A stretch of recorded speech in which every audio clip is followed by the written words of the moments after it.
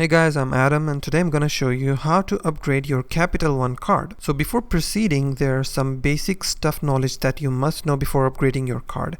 For example, before upgrading, you must know that your current account must be in good standing. This means you must have consistent timely payments and maintain a low credit card balance. You also must have had your current account for at least 6 months. For example, if you're considering upgrading to a card with an annual fee, you must have had your current account opened for at least a year, because Capital One cannot increase your annual fee in the same year you have opened your account. If you visit Capital One website, there is a pre-approval tool which will ask you some questions, some basic questions to let you know if you're eligible for upgrading or not. One important thing is that your eligibility will be checked only for the cards given in the list here. Now, after checking your eligibility and if you're approved, the next step is that learning about the different type of credit cards. There are so many options available for you. For example, cashback cards, secured cards, student cards, balance transfer, and much more. For example, if you have a travel credit card, but you find yourself spending much more on dining out these days, you might consider switching or